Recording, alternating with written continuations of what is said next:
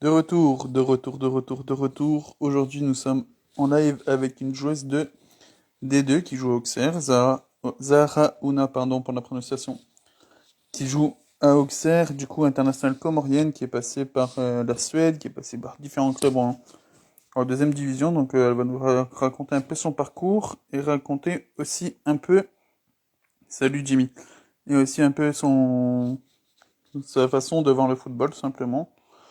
Salut le coach. Justement, je parlais de toi il y a 10 minutes et je disais que toi, le prochain live c'est mercredi, ça sera avec toi du coup. Super coach. Voilà, on va pouvoir commencer le live impeccable. Hop.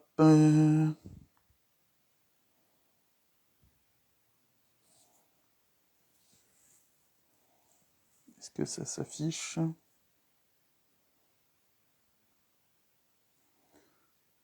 Tac, tac, tic, tac, tac, tic, tac.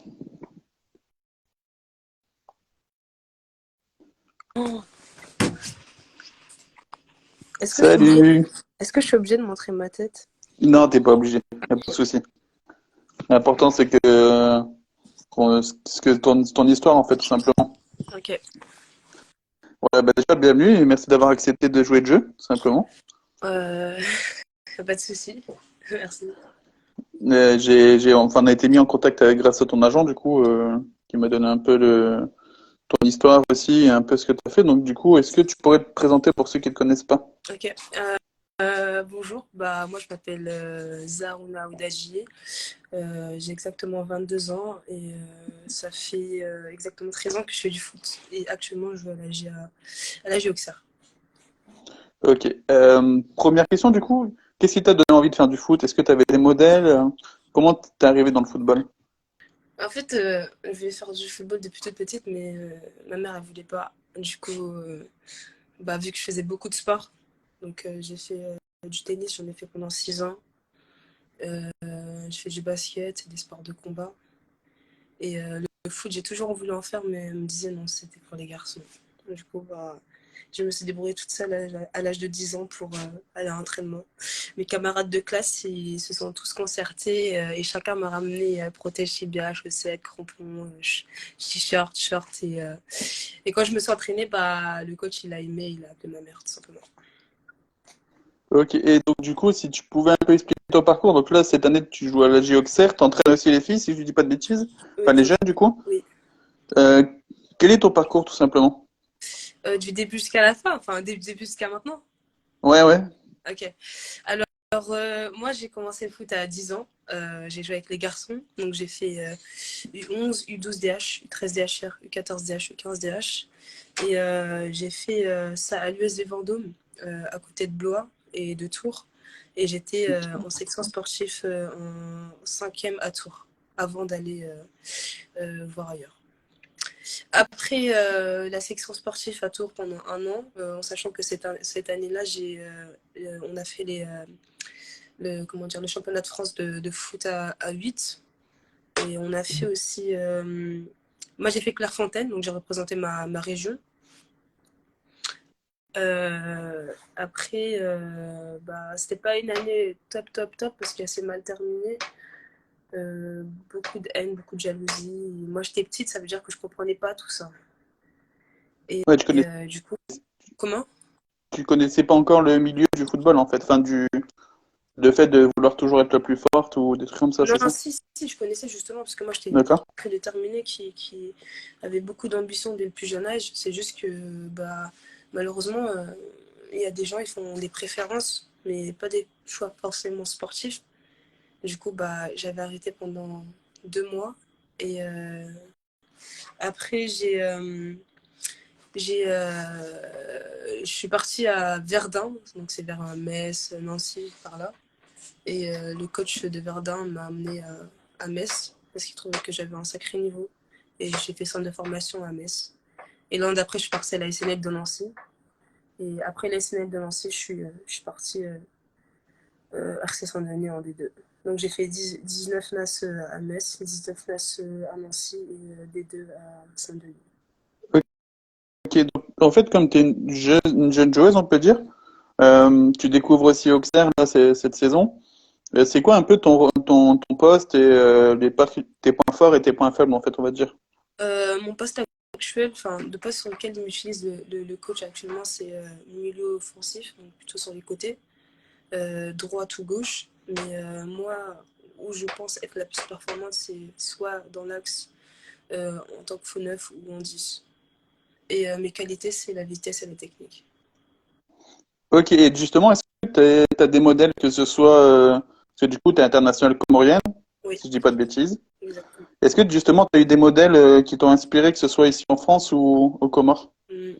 Alors, je ne me réfère pas aux Comoriens, parce que je suis pas fan du football comorien, Ok. mais j'ai une référence des grands joueurs.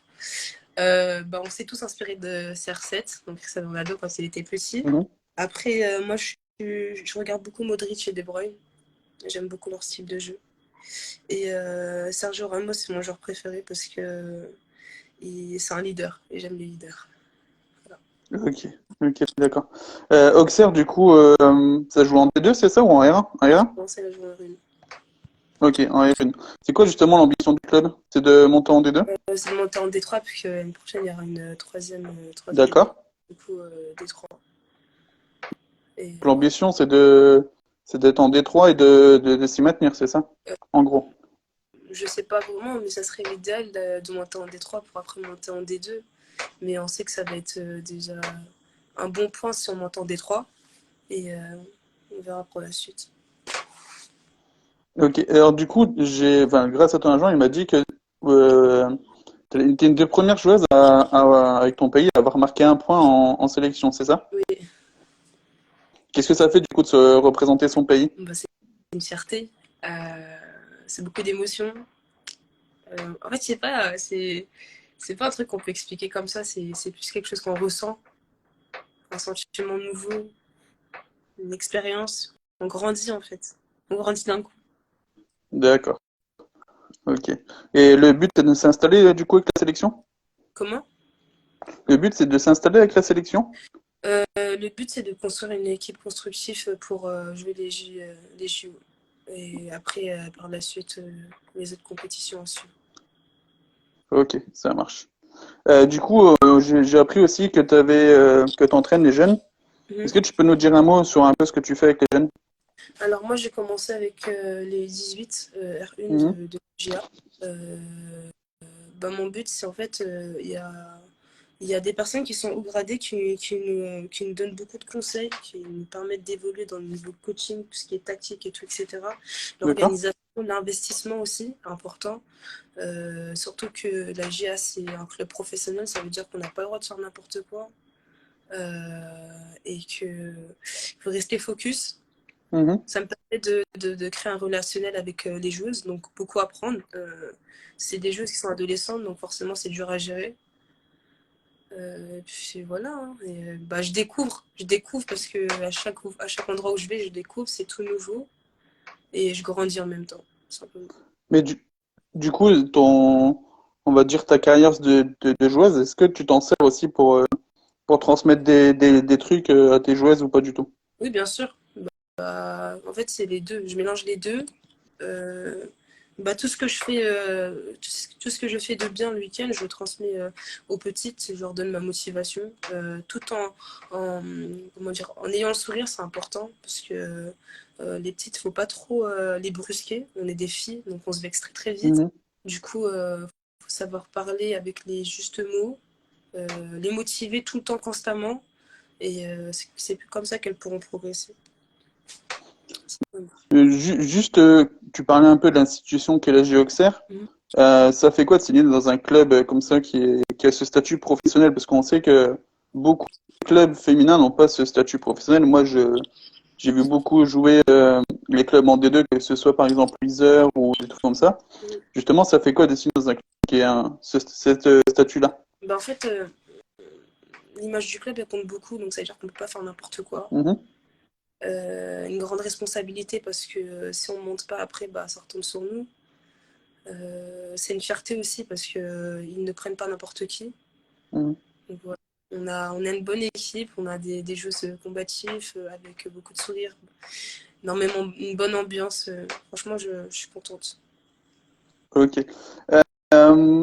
t'as vu que l'équipe de France, enfin juste 2-3 secondes de l'équipe de France qu'il vient de nommer Hervé Renard, est-ce que pour toi c'était un changement nécessaire? Oui, je vais être franche et directe avec vous. Mhm. Je trouve que c'est une très très bonne initiative de prendre un homme comme entraîneur et non pas une femme. Parce qu'il parce qu'il a peut-être aussi une autre vision des choses? C'est une personne qui a beaucoup d'expérience dans le monde du football. Ouais, Et donc, c'est vrai. ça suffit. Franchement, je pense qu'il a la tête sur les épaules pour gérer l'équipe féminine. Et voilà. C'est un peu. Alors après, il a gagné 2 CAN avec la Zambie et la Côte d'Ivoire, si j'ai pas de bêtises. Hmm. Et justement, est-ce que ça ne t'inquiète pas qu'il n'a pas cette expérience-là avec le football féminin? Comment? Est-ce que tu trouves que c'est dérangeant qu'Hervé Renard n'a pas cette expérience-là, justement, avec le football féminin? Bah, moi, Parce ça qu'il me découvre dérange un peu. pas ça, mais après, j'ai envie de dire, nous, les femmes, on est beaucoup plus à l'aise avec un coach garçon une coach femme. D'accord. C'est différent, les manières de faire, c'est différent, le travail, c'est totalement différent. Donc, je préfère avoir un homme, parce que moi, j'ai appris avec les garçons, les hommes, que avoir une femme, tout simplement. C'est ce côté un peu plus carré, on va dire, dans Ouais, la méthode de travail? oui. Bah, après, moi, j'ai fait du foot avec les garçons dans toute ma jeunesse, donc peut-être c'est à cause de ça aussi. Mais Je sais du coup, ouais, je pense que. Enfin, moi, du coup, ouais, tu vois, j'ai entraîné les filles, donc je sais très bien la différence entre. Enfin, après, c'est les plus petits, toi, j'ai entraîné les U11 et U13 féminins, et après, j'ai entraîné les U11 et U13 masculins. Et on voit que dans la façon d'appréhender les choses, c'est pas la même façon, c'est pas le même discours, et je pense qu'avec les filles, on doit avoir un côté un peu plus carré, entre guillemets, tu vois, avec dans les la façon filles, d'entraîner. en fait, avec les filles, il faut être dans le juste milieu, mais C'est ça, faut pas faire de cadeaux non plus. Parce que si t'es trop gentil, elles se relâchent. Le but, c'est de faire progresser les joueuses, donc ça veut dire c'est ça. Euh, même C'est si, euh, même si les joueuses ont des difficultés sur le terrain, ne jamais baisser l'intensité des séances parce que ça pénalise tout le monde. Il faut vraiment être dans le juste milieu et dans la compréhension aussi. Voilà. c'est vrai que je viens de lire un commentaire. Déjà, de une, t'as tout à fait raison sur le fait comment dire, d'avoir ce juste milieu-là. Et c'est vrai que pour revenir comment il s'appelle, à Hervé Renard. C'est vrai qu'il sera aidé par Blaï qui était déjà dans le stade de Corinne Diacre et qui connaît très bien le monde du foot féminin. Et donc du coup, je pense que ça va être un plus aussi pour lui appréhender son groupe et appréhender le foot féminin aussi. Bien J'ai sûr. juste une question pour toi. Est-ce que tu trouves que le football féminin n'est pas assez médiatisé par rapport au football masculin? Bah, non, il n'est pas assez médiatisé aussi, mais j'ai envie de dire combien de footballeuses regardent les footballs féminins. C'est vrai, Si déjà toutes les footballeuses regarderaient le football féminin, ça changerait la donne. Donc c'est vrai. après, Mais après, il y a des choses aussi qui se mettent en place parce que moi, enfin, par exemple, tu vois, j'ai vu ce week-end, par exemple, le futsal féminin qui se met en place. Il y a même maintenant des nouveaux challenges, tu vois, qui se mettent en place. Donc, il y a la Coupe de France féminine aussi, futsal. Mais je trouve qu'il y a aussi beaucoup de choses qui se mettent en place chez les féminines. Il y a la Coupe de France féminine qui est aussi portée par les moteurs qui sont le PSG et Lyon. Je trouve que ça, c'est un plus aussi pour le football féminin. oui, mais je trouve qu'en France, on a pris un peu de retard. Ah, on a perdu notre temps d'avance comparé à avant. Avant, on avait un temps d'avance par rapport aux pays comme l'Angleterre et l'Italie. Mais là, l'Angleterre, vraiment, ça frappe fort. Ça vient en puissance et nous, on prend du retard derrière. Ça veut dire que quand on va être confronté à jouer contre des équipes comme celle-ci, eh ben, ça va être compliqué pour nous. Et ça se vérifie aussi en Ligue des Champions. Oui, Quand on voit que Lyon, par exemple, il dominait la scène européenne ces dernières années, là un peu moins, ils ont été éliminés par. Alors après, pour moi, injustement contre Chelsea, mais, euh, mais ça prouve aussi que certains clubs anglais et certains clubs espagnols ou allemands redeviennent les forces en puissance du football féminin. en ce moment, actuellement, oui. Après, ça va peut-être tourner, mais pour l'instant. J'ai une question justement sur. Il vous reste combien de matchs de championnat? Il nous reste 4 matchs. 4 matchs. Et justement, c'est quoi l'objectif, toi, personnellement, et aussi collectivement, cette saison? Mon objectif, c'est de marquer au match précédent, enfin au match D'accord. à venir, tous les matchs à venir, pour Mhm. éventuellement avoir plus de choix dans, D'accord. dans Pour l'avenir? dans ce qu'ils pourraient me proposer, oui. D'accord. Donc voilà. Et collectivement, avec le club, vous êtes classé combien? On est première, D'accord? avec 0 défaite. Ok. Donc le but, c'est de monter cette saison, quoi. Ouais, monter, c'est que le premier qui monte, du coup, oui, c'est de monter. D'accord. J'ai une dernière question, du coup. Qu'est-ce que je pourrais te souhaiter, moi, juste pour la fin de saison? Perso... je sais pas, enfin... Après, moi, je vais te dire que je prends pas forcément en compte ce que les gens ils me souhaitent parce que je me focalise que sur moi-même. Ça veut dire que c'est gentil, mais j'ai déjà tout ce qu'il me faut dans la tête et il faut juste que je l'aime. D'accord? Mais Ok, euh, ça marche. en vrai, c'est que du courage, c'est tout et c'est tout. Ok, c'est pas de souci. Bah écoute, déjà, merci d'avoir accepté de jouer le jeu. Je t'en prie. Parce que je pense que tu peux me tutoyer, hein. Je pense que même si j'ai l'air un peu plus vieux comme ça. Non, mais oui, voilà, c'est important qu'il y ait ce lien-là de confiance et je trouve que c'est pas facile de parler comme ça en plus en interview. Je pense que ça doit être une de tes premières en plus. Non, moi, franchement, oralement, je suis à l'aise, donc j'ai pas de difficulté. C'est juste que les questions, bah, des fois, il y a des questions super intelligentes, du coup, il faut réfléchir. Mais sinon, ça va. En vrai, je j'ai pas Ok, de difficulté. ça va, t'as pas été déçu du coup par, Non, euh, par la question? non, du tout, c'est constructif, j'aime bien. Bah nickel. Mais écoute, ce que je te propose, c'est que en fin de saison, tu reviennes, qu'on fasse un petit bilan un peu de la saison.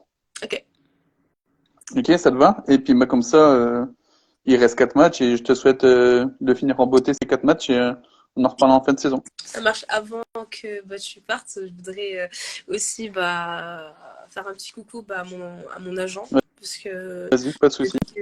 depuis le début que j'ai signé mon contrat, il est toujours là, il me pousse. Même si je passais dans des périodes assez difficiles, il est super investi dans son travail, il le fait correctement. Il est à l'écoute de toutes ces joueuses. C'est-à-dire que même si moi je l'appelle fréquemment, il arrive à gérer tout. Donc franchement, je voudrais le remercier et puis voilà.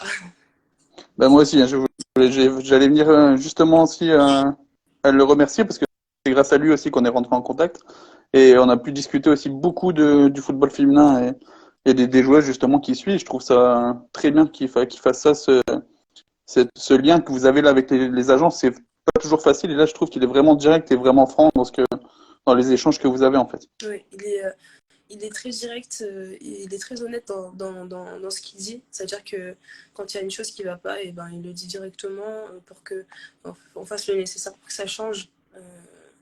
Et puis voilà. Et franchement, non, c'est mon premier agent et je pense pas que je vais changer. Non, mais après c'est important aussi d'avoir ce lien-là parce que c'est quand même lui qui fait le lien entre, on va dire, ton image et ce que tu es, le club et même d'avoir cette relation de confiance. Je trouve que c'est vachement important. C'est sur une personne sur laquelle tu t'appuies, en fait, sur ta carrière sportive. Surtout que il n'a jamais douté de moi. Euh, Même s'il il m'a pas encore vu à 100%. Et il sait très bien que je suis capable de plus. Et ça, c'est important en fait. Avoir un agent qui a confiance en ses joueuses, ça fait la différence. Ça marche. Bah écoute, encore une fois, merci d'avoir joué le jeu. Et puis, on se revoit bientôt pour un nouveau live si ça te dit. Ça marche. La prochaine fois, je mettrai Ça dans quel marche? ordre. Pas de souci. De toute façon, c'est toi qui gères là-dessus. Il n'y a pas de souci. Il y a pas de problème. Bah écoute, Merci. bonne soirée. À toi aussi. Ciao. Merci. Ciao.